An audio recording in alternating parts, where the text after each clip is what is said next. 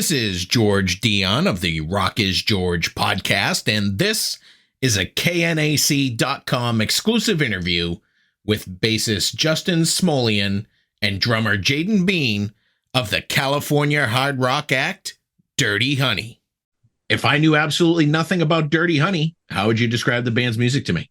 Sexy, fun rock and roll. Yeah, there's a little bit of funk in there. There's a blues. a little bit of blues. Some, Mark's got an insane voice. So if you want to hear rock and roll that actually has a real singer, obviously that's a big element. Yeah. How did Dirty Honey originally form?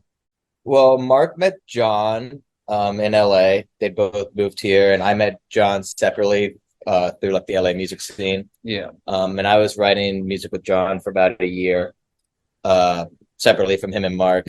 And they had their like a cover band original thing going also. And then John brought me and that drummer into that band. That drummer left. We kind of had a slew of drummers over the years. Jaydon actually being one of them. Yeah, he actually played. I was a slew, one of the slew in the earlier days as well. He actually played on some of the early demos.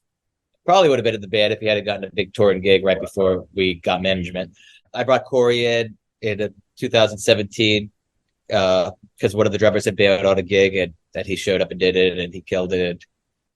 We wrote some music and got management and we're on the road literally within like a year of Corey joining the band.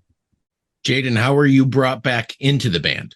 Earlier this year, there was Corey, obviously, decided to leave before the tour left, and Justin, because I've known Justin and John specifically for probably 12 years apiece. We all used to live together also. We've all been roommates. So they're close friends, and Justin just called me and it was perfect timing and I was available and just worked out. Corey sent his email that he's quitting and I was on the phone with Jaydon within like 15 minutes. Like, What are you doing? Yeah. You got a tour in the books and a member decides to leave the band. It's kind of like shit's hitting the fan, and luckily I was there, available, ready to go. You guys are getting ready to release your second studio album, Can't Find the Breaks, on November 3rd through Dirt Records. Is everybody kind of equal writing partners when putting together an album, or does everybody sort of have their role and it all comes together in the end? Everybody brings in. Yeah, it's a mixture. Everybody like brings in ideas. And some of the stuff was written all together in the room. Some things were written individually, but they all get finished together as a band. Like nothing's ever the same song that it was when it's like first presented to a band. You know what I mean? Yeah. And there is some stuff on the album that was created organically all within 30 minutes probably, where it started out as us just jamming, and that section of the song we were like, let's just work on that, and jammed it out, demoed it, like recorded it as we're jamming, and then 5 minutes later a song with the form and arrangement and parts all appear. It's some of those are kind of a bit of a blessing, but yeah, there is some of that on this record. And then there's some that we just grinded at for a year and ate it until we loved it. Yeah. You guys have released 3 songs ahead of the album. One of them is Won't Take Me Alive. You got a pretty cool theatrical video that goes along with it. I say cool, but also creepy. But whose concept was it for this music video? That was actually the director's concept. He's a Colombian director, and it was all shot in Colombia, actually, while we were on the road. There's obviously some input from us in the treatment when it comes to the final say, but he sent the treatment of kind of what that storyline was and what it was about, and we tweaked it a little bit, and then he sent it to us. He shot it and sent it to us. Yeah. Now, the album's title track, Can't Find the Breaks, you guys say is sort of a time capsule of your lives. You guys have been hitting it hard since your debut album, touring, and now you're coming up on the next album. So if you want to talk a little bit about the song, well, I don't think the song Can't Find the Breaks is actually about your schedule, but I can see how it relates. Yeah, touring is kind of nonstop when you're in the rock world. It's definitely I would say the most touring extensive genre of music. Probably we kind of live on the road, so that song is essentially just a narrative, you know, through the viewpoint of anyone, but it's pretty much how our lives have felt. It's just you can't really stop. You can't stop. It's like, oh, you get home, you have a week or two off, and then they send you to another country, and then Yeah, and it's you get home, and then they yell at you, you need to write more songs, so you have to go, somewhere else and write songs, and it's just yeah. So mentally, you're always moving, even when you're at home. You're always kind of moving in your mind. yeah, you're like, okay, I'm here for 2 weeks, but I'm gonna be gone in 2 weeks, and I gotta prep all this stuff. Yeah, I've got so much shit to do right Yeah. now. Like, So it's kind of a nonstop feeling. You have a third single out as well, Coming Home. Mhm. Justin, from what I understand, you laid the foundation for this song. yeah, I wrote the music for it on our bus, actually, on the road when we were touring with Wolfgang last year, and it was written in Ohio, like just in the middle of the tour, and I was just burnt out and kind of wanted to go home. But yeah, it all came out of me like pretty fast, like 10 minutes. I was just kind of messing around with like it's kind of like bluegrass finger pattern, and this melody came out and a bunch of cool chords, and Mark really liked it and it became a song. Somehow, between this relentless touring schedule, you made time to fly out to Australia to record the album with producer Nick Gadia. Yeah. Did you get? I believe he's your manager, or he was your manager, but now he's your producer. How did you guys all meet in the beginning? He's actually our manager's brother. Yeah. Nick, he's got a great history. He worked under Brendan O'Brien for years, did Rage Against the Machine, Pearl Jam, Stone Temple Pilots, Bruce, like so many great people. And in 2018, like our first little tiny tour, we opened up for Slash for like 3 or 4 gigs. And Mark Dadia, our manager, we were talking to a couple producers, and he's like, "Hey, my brother wants to make you your record. How do you guys feel about that?" And we're like, "Your brother?" And then he showed us his catalog, and he's like, "You guys want to go to Australia?" And fuck yeah, that sounds sick. So it's cool. It wasn't just like going to a studio in LA and then you're going home and hanging out at your apartment. It was like it's really like an immersive experience going to a different country and all living together for that time. And I think you'd hear it in the music. This is in stark contrast to your first album, which you kind of went back and forth with him over Zoom, correct? Yeah, I guess so. The first EP, like the 5 or 6 song EP that had Rolling Sevens and stuff on it, that was done in Australia, and then the LP was done in LA over Zoom at Henson Studios, and it was great. Like I'm still proud of that record, but the experience wasn't as fun for me. Like there's no hanging out in the kitchen, having coffee with your producer, talking about life, or and then like you also, hey, what if we try something different in this song? Like it was more you're talking to him while you're actually like tracking and everything. This was much more personal and a much more artistic process. Yeah, because there is a lot of conversation that happens in between recordings, not just about life, but also about songs, and ideas kind of happen sometimes when you're not sitting at your instrument. Yeah. And you record a song, and then you take a little break and you get some coffee, and then something comes to you. It's like, oh wait, let's try this here. And having him there, being in the room to be able to workshop ideas outside of just tracking them is obviously a huge plus. But once you found out his resume, were you a little bit intimidated going in there with him? No, probably excited. More excited, like because like I'm such a big like Rage Against the Machine fan. So to be like, hey, how did Tim Comerford like get his bass sound? Because that's something I've been chasing for years, anyways. So to get to actually talk to the guy that engineered it was like, and like and Stone Temple Pilots, another one of my favorite bands, and like just hear tell stories about those bands, like it's just inspiring while you're in the studio because you're like, I'm working with this person, he's telling me about my favorite bass player being in the same exact seat that I'm in right now, and like yeah, that's one cool thing about Nick too, is he is actually a wizard with getting tones. He's obviously an amazing producer on the full scope of production, but that's one cool thing for us as instrumentalists to be able to get in a room with a guy that really knows and has, been the product of the record that we like to hear in terms of tone, drum tones and bass tones and stuff. It's cool to get to see how that happens and work with the guy that made all that.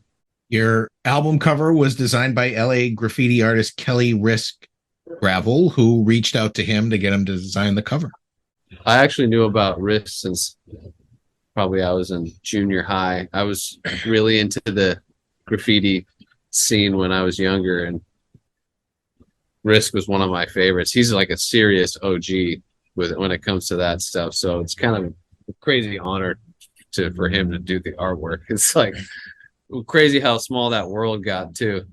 And it's so cool that he's like an LA artist and we're an LA band, and to see how he interpreted our music, like it's just, yeah, it's a blessing. It's really super cool. He likes the music. I think that's pretty good too. Yeah. It's like somebody appreciating your art and they appreciate your art, and you're like, wow, this is strange. Yeah. Match made in heaven. Yeah. Right. Dirty Honey is pretty much a do-it-yourself band. You're releasing the album on your own under the Dirt Records label imprint. You kind of do everything on your own without a major label. Had you ever approached a major label to help you out and just had a bad experience, or have you felt that, this is the day and age where you can just do it all yourself?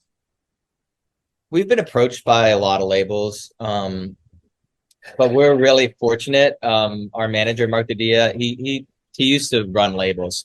He was David Geffen's number 2. He was Rick Rubin's number 2 at American Records. So he already knows how to do it, and he has the contacts to make that happen. And we've been approached by a lot of people, but nobody's offered us everything we wanted, I guess. Yeah. And we want a lot is, I guess, the problem. Well, labels are now the deals are never great. So, you kind of, a label is like wanting you to be almost famous before they'll give you any money, and then they're going to take everything from you. So it's kind of a catch-22 where if you need money, a label can give it to you, but they're going to take everything from you, or you're just going to have to try to figure out how to do it on your own and keep all your art and all the rights to all your music. Yeah, I mean, especially like some of the early deals we were offered, like they wanted like big cuts of our merch, and like that's a huge part of our income now. And so like we're very happy we didn't give that up. And we're just fortunate we'd be able to push it this far, and it seems like we're still pushing it farther.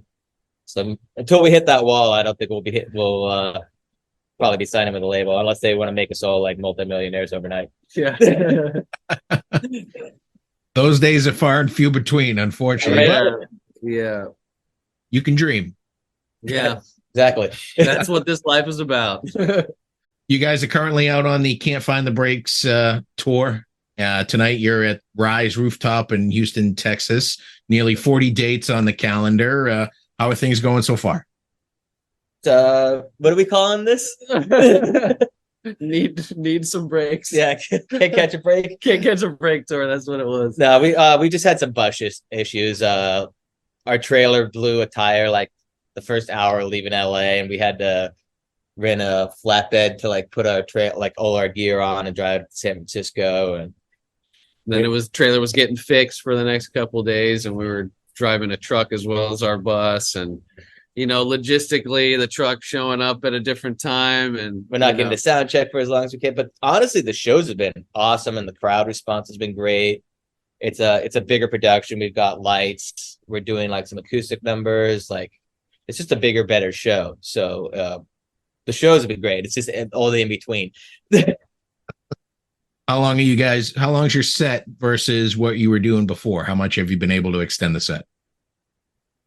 We're doing about an hour and 20 ish. It's not much longer 5 minutes than the old set. We just have swapped out, some of the older songs for newer songs. Obviously added some acoustic numbers. The production is all different. There's a whole light package and there's a giant lift sign that lights up, and backdrop is all new, drum riser's all new. So that's what we're really excited about. Now we're like, it looks like a big rock show now. You have Austin Mead opening up for you guys. Have you had a chance to check out his show yet? Yeah, he's cool, man. Yeah, we like Austin. They're good Texas boys. They got that Southern rock sound too. Yeah. So we like their camp. They're all nice guys. They're all, getting along with us pretty well. So only 5 days in, anything can happen at this point, but but so far it's good. It's good. Yeah. As the tour rolls on, you're going to have to find a jam session at the end where you guys can all do like a cover or something. Yeah, right. Yeah, we'll get that planned out. Do a little tour prank, and we'll just come on and play Freebird behind them. Play Freebird, yeah. You guys recently finished up a tour with Guns N' Roses, not your first tour with Guns N' Roses. These were a lot bigger venues that Guns N' Roses plays. Was there a particular stadium or event that stands out in your mind as, wow, that was a great night? Well, you weren't there, but we played Milan with them in 2022. We played San Siro Soccer Stadium, which was like 80,000 people. It's the biggest stadium in Europe. And me and our merch guy, Carl, you could actually take stairs all the way to the very top. And we climbed to the very, very top of San Siro, and you can see all of Milan over that with like Guns N' Roses. They were playing like November Rain. That was really cool. Hyde Park was cool, but that technically wasn't. That was like more of a festival. Right? Yeah, we played Hyde Park with them this summer. We played right before them, so that was freaking sick. That was just like a sea of endless people. Yeah, I forgot about that actually. Was it Saratoga Springs? Saratoga Springs was cool because Slash came up to me and him. We were like kind of setting up our gear side stage, ready to sound check after them, and Slash came up and he's like, "Man, I fucking really love the new singles." And he was like asking us like, how's it been opening for us? We're like, yeah, sick, dude. We're like, yeah, we love it. He's like, cool. See you later. Yeah. But they've been really nice to us. Duff and Frank also stopped by.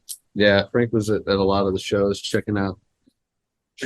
Yeah, he was actually kind of checking us out watching the end of every show. That's pretty crazy to like have members of Guns N' Roses like watching you play. Yeah, it's a weird feeling, but we're just like, fuck you, kicking your ass.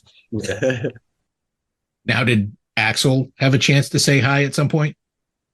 We didn't see him personally. Mark did. Yeah, Mark actually, he went down to see them play in San Diego after we'd finished up our run with them, and he ended up on the bus with Axl, like drinking Cristal and tequila with him for like 2 hours. That's an impressive story. Yeah, Mark's got good stories. Yeah, Mark's got the good stories. So what are the plans after the tour here, after the 40 dates? You going to record more music? You going to extend the tour into other countries? Probably hang myself. Yeah. I'm going to sleep for 2 weeks straight. There's definitely going to be some Europe dates next year. We're always working on new music. I don't know if we already said, but like, we cut like 20 songs on this last record, so there's already leftover material and we're already writing new stuff. Yeah, we're kind of constantly got the ear for writing. If we're jamming and sound checking, somebody plays a cool riff, we do a quick voice memo, and we kind of just stockpiling ideas, and when we get a moment to actually sit down, we jam a bit and turn them into real songs. Yeah, it's gonna be crazy. There's no breaks for the next 2 years, is what it seems like. Well, let's hope things run a little smoother as the tour goes along. Let's definitely hope for that. Before I let you go, where did the name Dirty Honey come from? So we had a list of like 100 names. We were called a bunch of names: Ground Zero, the Shags, and we all hated all those. And then we made a list of like 100 names. And that was one that Mark had put on that we all circled that we could agree on. And he came up with that. He was listening to Howard Stern, and Robert Plant was on there, and he has a band called the Honey Drippers. And he was like, "Oh, that's a really dirty sounding name. Dirty Honey Drippers, Dirty Honey." Threw it on the list, and we all liked it. And and then we sent, when we made our first little EP, we sent the music to an artist, and he came up with the lips, and we were like, "Oh my god, like we're putting that on everything." Yeah. Well, Justin, Jaydon, those are all the questions I have for you today. The new album is Can't Find the Breaks, comes out November 3rd on Dirt Records. You guys are currently out on tour, Can't Find the Breaks Tour 2023. I want to thank you for speaking with knac.com today, and I wish you the best of luck going forward. Thank you, Thanks man. so much, man. Thanks for having Appreciate us. you having us. Yeah.